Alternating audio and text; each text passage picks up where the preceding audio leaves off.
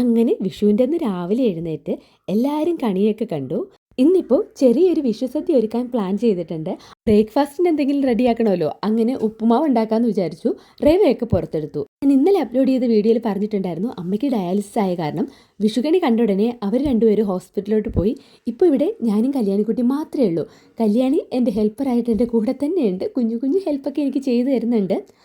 അപ്പോൾ ഇത് സാമ്പാറിനുള്ള പരിപ്പ് ഞാനെടുത്ത് ഫില്ല് ചെയ്യാൻ പോയപ്പോൾ അതൊക്കെ സ്വന്തമായിട്ട് ചെയ്തോളാം എന്ന് പറഞ്ഞ് അവൾ തന്നെ അതൊക്കെ എടുത്ത് റെഡിയാക്കി വെച്ചു. അതിനുശേഷം ഞാൻ വെജിറ്റബിൾസ് ഓരോന്നായിട്ട് എടുത്ത് പുറത്ത് വയ്ക്കുകയാണ്. ഇനിയിപ്പോൾ നമുക്ക് അവിയൽ, സാമ്പാർ, തോരൻ അങ്ങനത്തെ പരിപാടിയൊക്കെ ചെയ്യണമല്ലോ. ഇപ്പോൾ ഞാൻ ഈ ക്യാരറ്റ് റെഡിയാക്കി എടുക്കുന്നത് ഉപ്പുമാവിനാണ്. ഉപ്പുമാവിന് ക്യാരറ്റ്, സവാള, ഇഞ്ചി, വെളുത്തുള്ളി അതുപോലെയുള്ള സാധനങ്ങളൊക്കെ അരിഞ്ഞ് റെഡിയാക്കി വെച്ച്, പിന്നെ പെട്ടെന്ന് തന്നെ നമ്മുടെ ക്യാബേജൊക്കെ ഒന്ന് കൊത്തി അരിഞ്ഞു. ഞാനിന്നിപ്പോൾ ചോപ്പറൊന്നും എടുത്തില്ല, കൈവച്ച് തന്നെ അരിഞ്ഞെടുത്തു. എനിക്ക് സാമ്പാറിന് കുറച്ച് ഉള്ളി പൊളിച്ച് തരുമെന്ന് കല്യാണി എടുത്ത് ചോദിച്ചു. അപ്പോഴേക്കും കത്രിക വെച്ചിട്ടാണ് ഉള്ളി പൊളിക്കുന്നത്. എനിക്ക് ആദ്യം ഇത് കണ്ടപ്പോൾ ഭയങ്കര കോമഡി ആയിട്ട് തോന്നിയെങ്കിലും അവൾ കുറേ ഉള്ളി എനിക്ക് വൃത്തിയാക്കി തന്നിട്ടുണ്ടായിരുന്നേ. പിന്നെ നമ്മുടെ ക്യാബേജിനകത്തോട്ട് ഞാൻ ഉപ്പും മഞ്ഞൾപ്പൊടിയൊക്കെ ഇട്ട് അതൊന്ന് കുറച്ച് നേരം റെസ്റ്റ് ചെയ്യാൻ വെച്ചു. ഇനി നമുക്ക് പെട്ടെന്ന് തന്നെ ഉപ്പുമാവ് ഉണ്ടാക്കിയെടുക്കാം.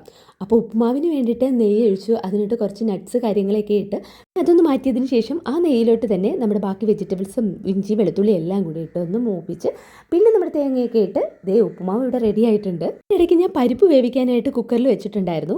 ഇതിപ്പോൾ ക്യാബേജ് തോരൻ വെക്കാൻ പോവുകയാണേ. ക്യാബേജ് തോരൻ വെക്കുന്ന വീഡിയോ ഞാൻ മുൻപ് ഇട്ടിട്ടുണ്ട്.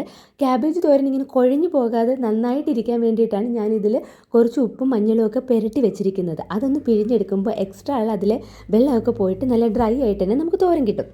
അങ്ങനെ ക്യാബേജ് തോരൻ തയ്യാറാക്കിയതിന് ശേഷം പിന്നെ ഞാൻ നേരെ ബീട്രൂട്ടിൽ ചെന്ന് പിടിച്ചു. ബീട്രൂട്ട് പച്ചടി ഉണ്ടാക്കാൻ വേണ്ടിയിട്ട്.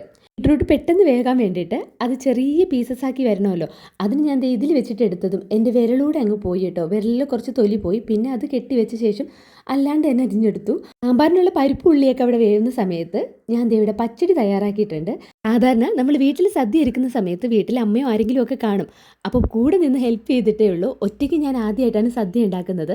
അപ്പോൾ എനിക്കൊരു കോൺഫിഡൻസ് ഉണ്ടായിരുന്നു എന്നെക്കൊണ്ട് പറ്റുമെന്നുള്ളത്. അങ്ങനെയാണ് ഞാൻ ഇതിനിറങ്ങി പുറപ്പെട്ടത്. അങ്ങനെ നമ്മുടെ മെയിൻ കറികളൊക്കെ വെച്ചതിന് ശേഷമാണ് ഞാൻ കുക്കറിൽ അരി വെച്ചത്. നമുക്ക് വേണ്ടത് പുളിശ്ശേരി ഉണ്ടാക്കാനാണ്. അതിന് കുറച്ച് പഴുത്ത മാങ്ങ വെച്ച് പുളിശ്ശേരി ഉണ്ടാക്കി, പായസം ഉണ്ടാക്കി, പപ്പടം ഉണ്ടാക്കി. അങ്ങനെ ഏകദേശം നമ്മുടെ കറികളൊക്കെ ഇവിടെ റെഡി ആയിട്ടുണ്ട്.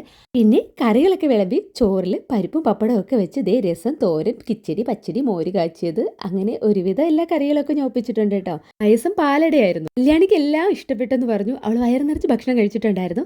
അപ്പോൾ അത്രയേ ഉള്ളൂ ഞങ്ങളുടെ കുഞ്ഞു വീഡിയോ. വീഡിയോ ഇഷ്ടപ്പെട്ട ചാനൽ ലൈക്ക് ചെയ്യാനും കമൻറ്റ് ചെയ്യാനും സബ്സ്ക്രൈബ് ചെയ്യാനും മറക്കണ്ട. അടുത്ത വീഡിയോയിൽ വീണ്ടും കാണാം.